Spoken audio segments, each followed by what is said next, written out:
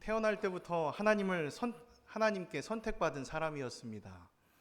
그래서 특별한 능력과 특별한 힘이 그에게 있었지요. 아까 우리 아동부 시간에 그림을 보아서 아시겠지만 정말 큰 능력을 가지고 있는 사람이었습니다. 아마 생각해보면, 그리고 우리가 삼손을 상상해 본다면 삼손은 정말 행복했을 것 같습니다. 왜냐하면 태어날 때부터 특별한 능력과 힘을 가지고 있었기 때문이죠. 자신이 하는 일에 어려움이 없었을 것 같습니다. 막힘이 없이 모든 일을 할 수 있었을 것입니다.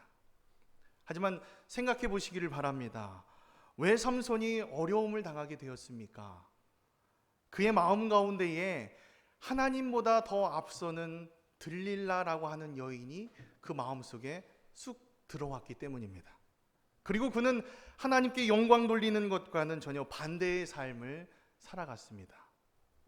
그가 다시 돌아오는 방법은, 그가 다시 하나님 앞으로 돌아올 수 있는 방법은 하나님의 이름을 높이는 방법입니다. 그의 특별함을 다시 회복시킬 수 있는 방법은 하나님의 이름을 높이며 그분께 영광을 돌리는 방법뿐이었습니다. 오늘 제목이 예수 정신의 삶 두 번째입니다. 예수 정신의 삶이라고 하는 것이 무엇입니까? 예수 정신의 삶을 다시 회복하는 방법이 무엇입니까? 하나님의 이름을 높이며 살아가는 것입니다. 우리가 먹든지 마시든지 무엇을 하든지 하나님의 영광을 위하여 살아가는 삶이 바로 예수 정신의 삶인 줄로 믿습니다. 오늘 이 요나서의 말씀을 통해서 우리가 예수 정신의 삶을 회복하는 우리가 되기를 간절히 바랍니다. 만약 우리의 삶의 방향이 하나님과 반대 방향으로 가고 있다면 이 시간 다시 돌이켜서 주님께 돌아오는 여러분들이 되시기를 간절히 바랍니다. 누가 보더라도 착하고 정직하고 또 성품까지 좋은 사람이 있습니다. 가질 것을 다 가졌고 누릴 것을 다 누리는 사람은 자신이 거짓말할 상황이나 다른 사람의 성질을 긁을 만한 상황에 처하는 적이 별로 없습니다. 생각해보면 마치 요셉과도 같지요. 딱 형들에게 인신매매를 당하기 전에 요셉의 모습과도 같을 것입니다.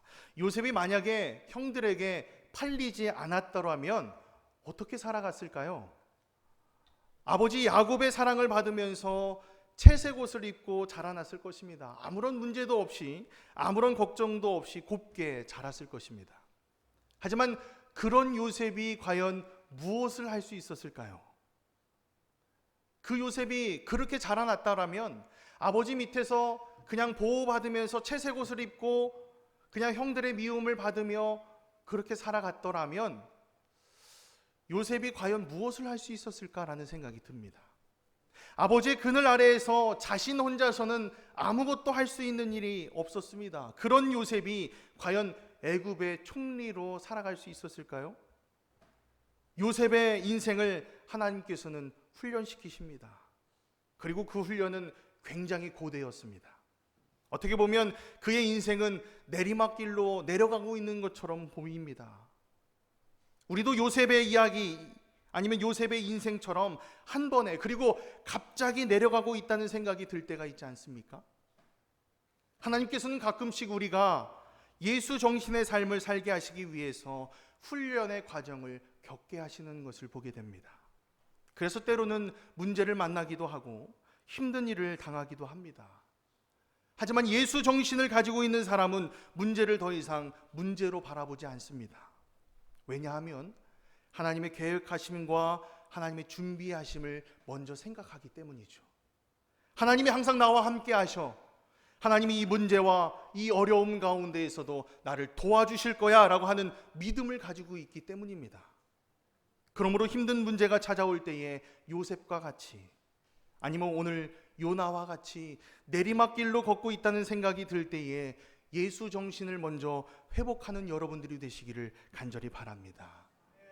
성경이 말하는 죄라고 하는 것은 윤리적으로 또 도덕적으로 잘못했고 잘못하지 않았다라고 하는 것을 따지지 않습니다. 죄라고 하는 것은요, 방향성입니다. 하나님께 가는 방향성을 가지고 있다면 그것은 죄가 아닙니다. 그런데 그 방향이 하나님이 아는 다른 쪽을 향해 있다면 아무리 문제가 없더라도 그것은 죄다라고 성경은 말씀하고 있습니다. 저는 길을 잘 모르기 때문에 항상 운전을 할 때에 내비게이션을 켜고 갑니다. 근데 또 문제는 내비게이션 말을 잘 안 듣는 게 문제죠. 그래서요, 항상 고속도로를 가다가 길을 잘못 들어섭니다. 그런데 고속도로를 가다가 길을 잘못 들어서면 얼마나 돌아가야 되는지 아십니까? 한 번 길을 잘못 들어서면 중간에 빠져나가기가 쉽지가 않습니다. 다시 방향을 잡고 가려면 많은 시간과 많은 노력을 들여야지만이 그 목적지로 갈 수 있다는 것이죠. 마찬가지로 지금까지 길을 잘 왔다고 하더라도 순간 한 번 방향이 틀어지면 그때부터는 완전히 방향이 틀어지게 되어 있다는 것입니다. 우리의 신앙생활도 마찬가지일 것입니다. 지금 이 순간까지는, 여기까지는 우리가 하나님 앞에서 잘 믿음을 지키고 신앙생활 잘 했을지 몰라도 방향이 한순간에 바뀔 수도 있다는 것입니다. 오늘 본문의 요나 1장에서 1절과 2절까지의 말씀을 보면 요나는 하나님께 죄를 짓지 않았습니다. 2절까지의 말씀을 보면 요나는 엄연히 하나님의 사람입니다. 왜냐하면 요나에게 하나님의 말씀이 임했고 니느웨로 가서 하나님의 뜻을 선포하라라고 하는 사명도 받았습니다. 그는 한 시대를 통해서 하나님께서 만나주신 사람이었습니다. 하나님께서 선택하시고 하나님께서 지명하여 주시고 하나님께서 세워주신 선지자였습니다. 그렇지만 1절과 2절까지는 아무런 문제가 없었는데 3절이 딱 되고 나서 이 요나가 하나님께 죄를 짓는 것을 보게 됩니다. 어떻게 죄를 짓고 있습니까? 3절에서 요나가 여호와의 얼굴을 피하는 순간 요나가 죄인이 되기 시작한다는 것이죠. 정말 순간적입니다. 오늘 3절 말씀을 보니까요, 이렇게 말씀합니다. 그러나 요나가 여호와의 얼굴을 피하려고 일어나 다시스로 도망하려 하여 라고 말씀합니다. 요나의 방향을 보시기 바랍니다. 요나의 방향이 한순간에 바뀌기 시작했습니다. 여호와의 얼굴을 피하는 데는 순식간이었다는 것이죠. 이처럼 죄라고 하는 것은 순간적으로 우리에게 찾아온다는 것입니다. 순간적으로 내가 하나님의 얼굴을 피하려고 했더니 내가 순식간에 죄인이 되었다라고 하는 것을 볼 수 있다는 것이죠.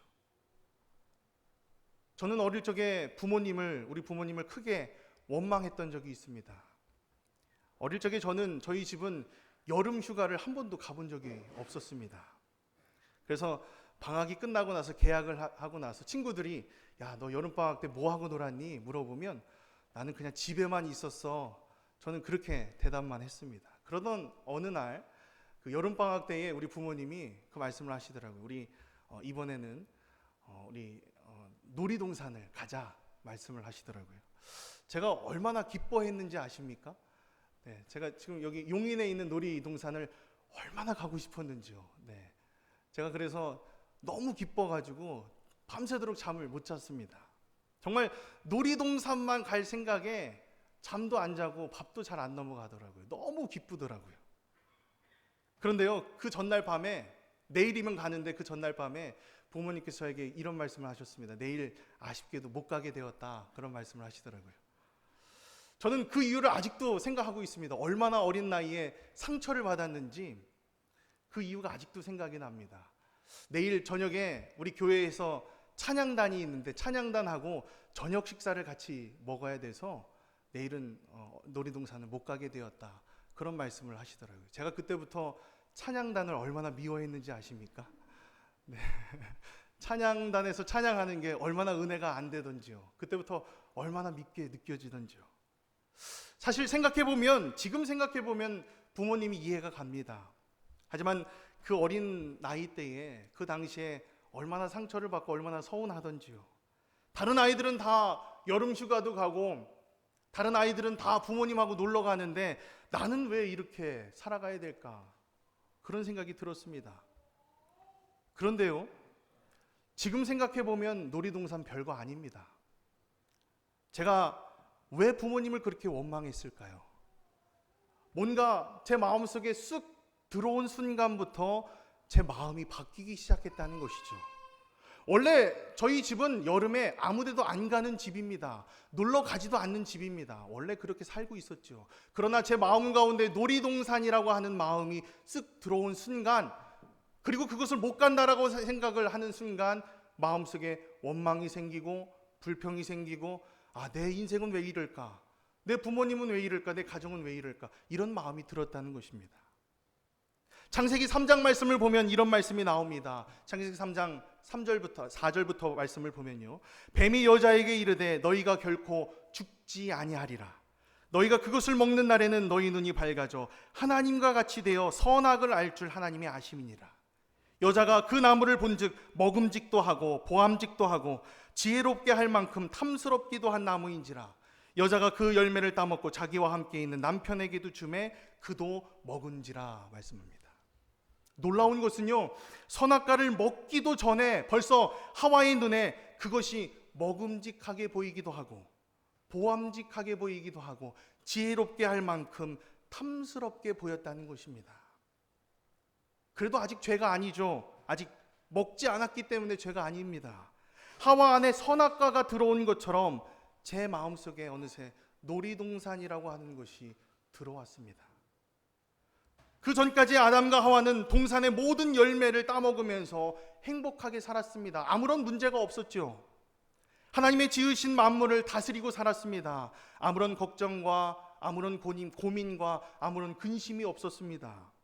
하지만 뱀이 찾아와서 이 뱀의 말로 인해서 하와 안에 선악과라고 하는 것이 들어온 순간 그는 불행해지기 시작하고 세상이 달라 보이기 시작했습니다.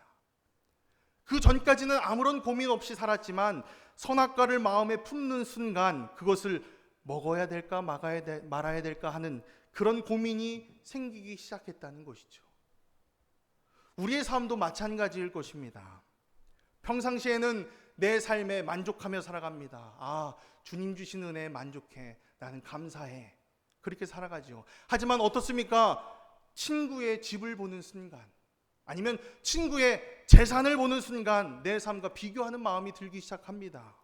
그리고 그 마음 때문에 내 삶이 갑자기 불행해지기 시작한다는 것이죠. 저 사람은 저런데, 저 친구는 저런데, 내 삶과 비교해 보니까 나는 이렇구나. 마음이 불행해지기 시작한다는 것이죠. 우리의 마음이 이렇게 중요합니다. 우리의 마음을 지키는 것이 이렇게 중요합니다. 요한복음 13장 2절 말씀을 보니까요, 마귀가 벌써 시몬의 아들 가룟 유다의 마음에 예수를 팔려는 생각을 넣었더라 라고 말씀합니다. 그의 마음에 예수님을 팔까 말까 하는 생각이 들어오자 그 가룟 유다의 인생이 불행해지기 시작했다는 것이죠. 이처럼 내 안에 차지하고 있는 생각이 주님을 붙잡는 조건이 되지 않으면 그때로부터 죄로 방향이 틀어지기 시작합니다. 우리가 지금까지 꾸준히 믿음 생활하고 지금까지 꾸준히 신앙 생활했다고 하더라도 보장할 수 없습니다. 죄의 마음이 순식간에 우리의 마음을 차지하기 때문입니다. 그러므로 우리의 마음을 잘 지켜 하나님만 바라보며 살아가는 우리의 삶이 되기를 간절히 바랍니다. 우리의 인생의 방향이 틀어져 있는 것이 아니라 하나님만 향해서 우리의 인생의 삶의 방향을 고정시키고 나가는 우리의 신앙이 되기를 간절히 바랍니다. 오늘 요나를 보면 선지자라고 할지라도 하나님의 말씀에서 쉽게 돌아설 수 있다라고 하는 것을 깨닫게 됩니다. 우리도 언제든지 하나님으로부터 돌아설 수 있는 사람이죠. 오늘 말씀을 통해서, 그리고 요나의 모습을 통해서 나도 충분히 그럴 수 있는 사람이다라고 하는 사람을, 충분히 그럴 수 있는 사람이다라고 하는 것을 깨닫게 된다면 우리는 항상 깨어 있을 수 있습니다. 나도 하나님의 말씀에서 언제든지 돌아설 수 있는 사람이라고 생각하면 우리 마음 가운데는 두려운 마음을 가지고 살아갈 것입니다. 4절과 5절 말씀을 보시기를 바랍니다. 이 말씀을 보실 때에 내려간다라고 하는 단어를 주목해서 보시기를 바랍니다. 4절과 5절 말씀을 보면요, 여호와께서 큰 바람을 바다 위에 내리심에 바다 가운데에 폭풍이 일어나 배가 거의 깨지게 된지라. 사공들이 두려워하여 각각 자기의 신을 부르고 또 배를 가볍게 하려고 그 가운데에 물건들을 바다에 던지니라. 그러나 요나는 배 밑층에 내려가서 누워 깊이 잠이 든지라 라고 말씀합니다. 사실 3절에서도 이렇게 표현하고 있습니다. 그러나 요나가 여호와의 얼굴을 피하려고 일어나 다시스로 도망하려 하여 욥바로 내려갔더니 라고 말씀합니다. 이 내려간다라고 하는 단어가 계속해서 나오고 있는 것을 보게 됩니다. 무엇을 의미하고 있습니까? 여호와의 얼굴을 요나가 피했더니 여호와의 인생이 내려가기 시작했다라고 하는 것을 보게 됩니다. 예수 정신의 삶을 포기하고 하나님을 포기했더니 그는 계속 내려가고 있습니다. 배를 가볍게 하려고 물건을 바다에 던진다라고 하는 것은 그 배의 선원들이 할 수 있는 마지막 수단입니다. 지금 이 요나가 타고 있는 배는 유람선이 아닙니다. 무역을 하기 위해서 물건을 싣고 가는 배였기 때문에 그 물건을 어떻게 해서든지 싣고 가서 그 물건을 팔아야지만이 이윤이 남는 상황입니다. 그 물건을 바닷속에 버린다라고 하는 것은 자신의 재산도 포기할 만큼 지금 정말 위급한 상황이라고 하는 것을 말해주고 있습니다. 그런데 요나는 지금 이런 위급한 상황 속에서 뭐 하고 있습니까? 무엇을 하고 있습니까? 그는 이 풍랑 속에서 누워 깊이 잠이 들었다라고 말씀합니다. 그것은 요나가 지금 피곤해서 자고 있는 것이 아닙니다. 하나님의 얼굴을 피하려고 했더니 요나의 인생이 자꾸 내려가고 있습니다. 결국 그의 인생이 내려가다 못해 무기력해졌다는 것을 보게 됩니다. 그의 영적인 상태가 무기력해져서 잠을 자고 있다는 것이죠. 우리의 신앙도 마찬가지일 것입니다. 하나님의 얼굴을 피하기 시작하면 우리의 인생은 내려가는 길밖에 없습니다. 내려가다가 결국 배 밑으로 내려가서 깊이 잠이 든다는 것입니다. 우리의 인생에 위기가 찾아오고 이제 죽게 될 위기가 찾아왔음에도 불구하고 아무것도 모르고 자고 있다는 것입니다. 하나님을 떠난 자의 반응은 한결과도 같습니다. 무기력하고 다른 사람들은 다 알고 있는 위기를 나 혼자만 알아차리지 못하고 있습니다. 그리고 나서 이야기하기를 자신의 환경과 상황을 탓하기 시작하죠. 하나님이 이렇게 만드신 거야. 하나님이 이렇게 어렵게 만드셨어. 다 내 부모님이 이렇게 어렵게 만드신 거야. 내 형제 때문에 이렇게 된 거야. 이 상황이 나를 어렵게 만든 거야. 이 문제 때문에 내가 어려워졌어 라고 이야기합니다. 하지만 우리의 기준은요, 상황과 환경이 아닙니다. 우리의 기준은요, 옆집 사람이나 친구나 잘 사는 사람들이 기준이 아닙니다. 우리의 기준은 하나님이신 줄로 믿습니다. 하나님을 떠난 자는, 하나님을 떠나는 것은, 하나님과 방향이 달라진다라고 하는 것은 다 죄가 된다라고 말씀하고 있습니다. 오늘 본문에서는 하나님이 중심이시고 선지자도 예외가 없다라고 말씀하고 있습니다. 6절 말씀을 보시기를 바랍니다. 6절 말씀을 보니까요, 선장이 그에게 가서 이르되 자는 자여 어찌함이냐, 일어나서 내 하나님께 구하라. 혹시 하나님이 우리를 생각하사 망하지 아니하게 하시리라 하니라 말씀합니다. 놀랍게도 지금 다른 선원들을 다들 기도하고 있습니다.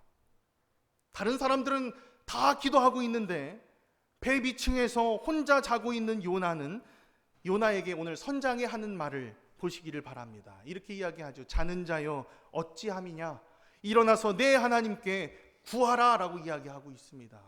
하나님을 알지 못하는 이방인이 하나님께 선택받은 선지자에게 이런 말을 합니다. 왜 자고 있습니까? 어서 일어나십시오. 어서 하나님께 기도하십시오 라고 이야기하고 있다는 것입니다. 하나님을 떠나서 무기력해진 요나가 급기야 이방인에게 수치를 당하고 있는 것을 보게 됩니다. 사실 생각해보면 고난은 우리에게 새로운 힘을 주기도 합니다. 사랑도 생각해보면요, 반대하는 사랑이 더 뜨겁죠. 하지 말라고 하는 사랑이 더 뜨겁습니다. 저는 군대 다닐 때에 그런 경험을 한 적이 있습니다. 처음 이등병 때에 교회 가는 시간이 항상 청소하는 시간이더라고요. 그래서 다른 사람들이 다 힘들게 청소하는 그 시간에 이등병이 혼자서 편하게 교회를 간다라고 이야기했더니 당연히 반대하더라고요. 얼마나 욕하고 얼마나 핍박을 하던지요. 저는 지금까지 살면서 교회 가는 게 이렇게 힘든지 몰랐습니다. 근데 군대 가서 야, 교회 가서 예배 드리는 게 이렇게 힘든 일이었구나 라고 하는 것을 처음으로 느꼈습니다. 그런데요, 주위에서 그렇게 욕을 하고 그렇게 교회 가지 말라고 이야기하니까 더 가야 되겠다라는 생각이 들더라고요. 더 뜨거워지고 더 열심히 생기더라고요. 정말 세상에서 들을 수 없을 만한 욕을 당하고 교회에 가보신 적이 있으십니까? 모진 핍박을 당하고 교회에 가보신 적이 있으십니까? 어렵게 교회에 가면요, 모든 설교가 은혜롭습니다. 그 시간이 얼마나 귀하고 그 시간이 얼마나 아까운지요. 그냥 가서 앉아있기만 해도 눈물이 납니다. 그런데요, 제가 상병이 되고 병장이 되어서 어떻게 변했는지 아십니까? 저를 아무도 터치하는 사람이 없습니다. 수요일 저녁이 되면 왠지 재밌는 TV가 나오고 왠지 졸음이 몰려왔습니다. 수요일 저녁에 한두 번 빠지기 시작하더니 어느새 수요일은 아예 교회를 안 나가게 되더라고요. 그때 제 동기가 이야기를 했습니다. 야, 너 교회 안 가니? 오늘 수요일 저녁인데 왜 교회 안 가니? 너 이등병 때는 그렇게 욕먹으면서도 교회 가더니 또 지금 와서는 왜 안 가니? 그런 이야기를 저에게 하더라고요. 저는 그 이야기를 듣는 순간 굉장히 창피함을 느꼈습니다. 저는 그때 느꼈습니다. 하나님은 항상 그 자리에 계시지만 그때마다 변하는 것은 내 마음이었구나 하는 것을 느꼈습니다. 그렇습니다. 명백한 것은 하나님이 안 계신 것 같은 게 아니라 하나님이 안 계시고 그때마다 주셨다가 은혜를 주셨다 안 주셨다 하는 것이 아니라 우리가 하나님을 바라보지 않고 있기 때문이라는 것이죠. 우리가 하나님을 놓치며 살고 있다는 것입니다. 우리의 힘은 세상의 것이 아닙니다. 그렇기 때문에 하나님이 아니면 회복은 없습니다. 먼저 하나님과의 회복이 있어야 될 줄로 믿습니다. 하나님께서 어떤 사람을 이끌어 가시기로 작정하셨다면 하나님은 그것을 놓지 않으십니다. 어떻게 해서라도 하나님께서는 그 사람의 환경과 주변의 것들을 다 잘라버리시는 하나님이십니다. 마치 수치를 당하게 하시는 것과도 같다는 것이죠. 오늘 이방인을 통해서 왜 기도 안 하십니까? 왜 하나님을 찾지 않으십니까? 라고 이방인이 하나님의 선지자에게 수치를 주었던 것과 같이 하나님께서는 그들의 주의와 환경을 통해서 다시 돌아오게 하시는 것을 볼 수 있다는 것입니다. 하나님을 떠나면 선지자라고 할지라도 하나님의 사람이라고 할지라도 평생을 하나님을 위해서 살아갔다라고 할지라도 한 방에 무기력해지고 한 방에 수치를 당하게 된다는 것을 오늘 본문 말씀을 통해서 보게 됩니다. 7절 말씀을 보니까요, 그들이 서로 이르되 자, 우리가 제비를 뽑아 이 재앙이 누구로 말미암아 우리에게 임하였나 알아보자 하고 곧 제비를 뽑으니 제비가 요나에게 뽑힌지라 라고 말씀합니다. 오늘 본문을 보면 사람들이 이것은 재앙이다 라고 표현하고 있죠. 사실 이 사람들은 뱃사람들입니다. 정말 수도 없는 파도와 폭풍을 이겨냈던 사람들이죠. 하지만 이번만큼은 아니라라고 이야기하고 있는 것입니다. 이것이 재앙이라고 하는 이 이유는 어쩌다가 요나가 풍랑을 만났다라고 하는 것이 아니라는 것입니다. 요나가 배를 탔는데 어쩌다가 풍랑을 만났대, 이것이 아니라는 것이죠. 뱃사람들도 알고 있듯이 이것은 재앙이다, 이것은 하나님께서 보내신 폭풍이다 하는 것을 알았다는 것입니다. 분명히 하나님께서 요나를 돌이키시기 위해서, 다시 요나를 끄집어내시기 위해서 큰 바람을 보내셨다라고 하는 것을 볼 수 있다는 것입니다. 이 사실을 인지하자 사람들은 그 원인을 찾아내기 시작합니다. 누구 때문에 이 원인이 시작되었을까? 하지만 요나는 아직도 잠을 자고 있습니다. 요나는 영적 무감각 상태까지 가서 아예 마음을 닫아버렸습니다. 그들은 이제 누구 때문에 이런 폭풍이 왔는지 제비를 뽑게 됩니다. 그리고 기가 막히게도 요나가 뽑히게 되죠. 여기까지의 말씀을 보면서 우리는 우연이라고 생각해서는 안 될 것입니다. 요나가 여호와의 얼굴을 피해서 다시스로 도망하려고 욥바로 내려갑니다. 그랬더니 마침 다시스로 가는 배를 만났습니다. 마침 큰 풍랑을 만나게 되었고, 마침 제비를 뽑았는데 마침 요나가 뽑혔다는 것이죠. 이것은 우연이 아니라는 것입니다. 하나님이 요나의 삶을 인도하고 계시고 그를 이끌고 계신다는 것입니다. 성도의 힘이 무엇입니까? 예수 정신이 가지고 있는 힘이 무엇입니까? 하나님을 믿는 사람들의 힘은 하나님께서 나를 붙잡았다는 것을 아는 것이고, 하나님께서 한 번 붙잡은 자를 끝까지 붙잡으신다는 것을 아는 것입니다. 어려움을 당해도 성도의 힘은 하나님이 나와 함께 하신다는 것을 믿는 힘입니다. 힘든 일을 당해도 성도의 힘은 하나님이 나를 포기하지 않으시고 끝까지 이끌어 주실 것이라는 믿음인 줄로 믿습니다. 이것이 바로 예수 정신입니다. 저는 어렸을 적에 집에서 개를 키운 적이 있습니다. 그런데 어느 날 개가 집을 나가더라고요.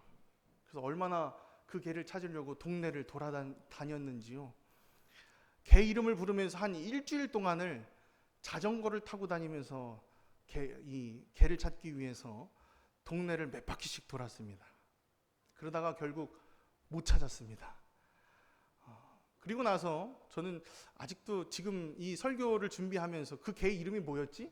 생각해 보는데 이름이 생각이 안 나더라고요. 그때 당시에는 굉장히 애타게 개를 찾았는데 지금 와서 보니까 이름도 생각이 잘 안 나더라고요. 그런데 제가 만일 자녀를 잃어버렸다면 어땠을까요? 아이를 놀이터에서 한번 잊어버린 기억이 있습니다. 정말 아이를 잊어버렸다라고 생각이 드니까요, 눈앞이 정말 캄캄해지더라고요. 정말 숨도 안 쉬어지더라고요. 어쩔 줄 모르고 저는 지금도 그때를 상상하면 막 손이 떨립니다. 만약에 자녀를 잃어버렸다면 그 부모가 그냥 일주일만 찾다가 포기했을까요? 그렇지 않았다는 것이죠. 하나님이 우리를 선택하시는데 어떻게 선택하셨는지 아십니까? 하나님께서는 우리를 선택하실 때에 그의 자녀로 선택해 주셨습니다. 자녀를 버리는 부모는 없습니다. 자녀가 도망가도 하나님은 끝까지 쫓아가신다는 것입니다. 하나님의 자녀들을 이방인들로부터 끄집어내시고 수치를 당하게 하시더라도 끄집어내십니다. 한 번 붙잡은 자를 놓지 않으신다는 것이죠. 아까 우리 아동부 설교에서도 보았듯이 하나님께서 이스라엘 백성들이 우상 섬기자 하나님께서 블레셋 사람들을 통해서 벌을 내리시죠. 하지만 그때마다 사사를 보내셔서 끝까지 이스라엘 백성들을 놓지 않고 계시는 것을 말씀을 통해서 보게 됩니다. 요나가 하나님의 사람으로 살아갈 수 있는 이유가 바로 여기에 있습니다. 그가 잘나서가 아니라, 그가 하나님께 잘해드려서가 아니라, 그가 신앙이 좋아서가 아니라 하나님이 그를 선택하셨고 그를 자녀 삼으셨기 때문에, 말씀에서 아무리 여호와의 얼굴을 피하려고 해도 하나님께서 요나를 계속해서 붙잡고 계신다는 것입니다. 돌아온 탕자 이야기를 잘 아실 것입니다. 둘째 아들이 아버지를 떠났다가 다시 돌아오지요. 아버지가 둘째 아들을 왜 받아주십니까? 왜 받아줍니까? 자식이기 때문입니다. 그 당시에 종은요, 도망가면 끝까지 쫓아가서 죽여버립니다. 하지만 자식은 죽이지 못하지요. 자식이기 때문입니다. 우리는 성도의 힘이, 하나님의 자녀의 힘이 바로 여기에 있다는 것을 알고 살아가야 될 것입니다. 하나님께서 나를 붙잡아 주셨구나. 내가 아무리 하나님을 벗어나려고 해도 하나님이 나를 아직도 이끌고 계시는구나. 우리 가운데 하나님께서 우리의 인생을 인도하시고 이끌고 계신다는 확고한 믿음이 있기를 간절히 바랍니다. 어려움이 찾아와도 끝까지 나를 인도하시는 하나님, 내 인생이 잘 풀리지 않을 때에도 나를 이끌고 계시는 하나님을 바라보며 살아가는 우리의 삶이 되기를 간절히 바랍니다. 우리에게 있어서 신앙이 좋다라고 하는 것은 바로 이것입니다. 내가 예수 정신을 가지고 있다라고 하는 것은 바로 이것입니다. 내가 하나님께 붙잡혀서 하나님으로부터 벗어날 수 없기 때문에 나는 하나님만 바라보며 살겠다 하는 것이죠. 반대로 우리 신앙이 좋지 못하다라고 하는 것은 무엇일까요? 우리에게 예수 정신이 없다라고 하는 것은 무엇일까요? 내가 언제든지 하나님으로부터 벗어날 수 있다라고 생각하는 것입니다. 내가 직장만 좋으면 언제든지 내가 먹고 살 수 있다고 생각하는 것. 내게 가진 재물만 많다면 걱정 없이 살 수 있다고 생각하는 것. 좋은 집이 있고 하는 일마다 잘 되면 내 인생이 행복해질 것이라고 생각하는 것. 이런 것들입니다. 우리들의 삶이 온전히 하나님만 바라보며 살게 되기를 간절히 바랍니다. 우리의 삶을 여전히 인도하고 계시고 우리의 인생을 이끌어가고 계시는 그 하나님을 믿는 힘으로 이 세상을 살아가게 되기를 간절히 바랍니다. 말씀을 마무리합니다. 예수 정신이 무엇입니까? 예수 정신의 삶이 무엇입니까? 요나는 하나님의 사람입니다. 그는 하나님의 얼굴을 피해서 도망하는데도 처음에는 잘 도망가죠. 다시스로 가려고 했더니 마침 다시스로 가는 배가 있었습니다. 야, 하나님의 얼굴을 피해서 도망가는데 이렇게 일이 잘 풀리다니요. 우리의 인생도 이와 같을 때가 있을 것입니다. 하나님과 단절된 삶을 살아감에도 불구하고 하나님과 아무런 관계없는 삶을 살아갈 때에도 때로는 일이 잘 풀릴 때가 있고 하는 일마다 마침 좋은 일을 만날 때도 있을 것입니다.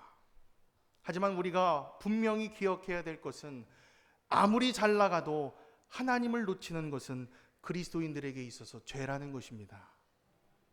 우리의 인생이 잘 풀릴 때에 그때마다 나와 하나님과의 관계가 평안한 관계에 있는지 체크해보는 여러분들이 되시기를 바랍니다. 반대로 우리의 인생이 내리막길을 걷고 있다라는 생각이 들 때에 나를 끝까지 붙잡고 계시고 나를 포기하지 않고 나를 인도하고 계시는 그 하나님의 섭리를 발견할 수 있게 되기를 바랍니다. 그렇습니다. 예수 정신은 하나님이 나를 자녀 삼으시고 끝까지 놓고 있지 않고 계신다라고 하는 정신입니다. 예수 정신은 내가 아무리 잘 나가도 하나님을 놓치는 순간 죄의 삶이라고 하는 것을 깨닫고 살아가는 것입니다. 잘 나가실 때에 하나님의 얼굴을 피하지 마시기를 바랍니다. 반대로 우리의 삶이 내리막길을 걷고 있을 때에 포기하지 마시기를 바랍니다. 하나님께서 우리를 포기하지 아니하셨다는 증거로 예수 그리스도를 우리에게 보내주셨습니다. 그 사랑하는 아들 예수님을 우리를 위해서 보내주신 것입니다. 힘들고 어려운 가운데 있을 때에 내리막길이라고 하는 것을 생각할 때에 하나님께서 우리에게 예수님을 보내주셔서 우리를 구원하시기 위해서, 우리를 사랑하시기 위해서 예수 그리스도를 보내주셨다는 것을 우리가 생각할 수 있는 우리의 삶이 되기를 간절히 바랍니다. 한 주간 동안 우리를 인도하시는 하나님 안에서 살아가시는 우리의 신앙이 되기를 간절히 바랍니다. 우리 이 시간 고백하면서 나의 아내가 와라 찬양하겠습니다.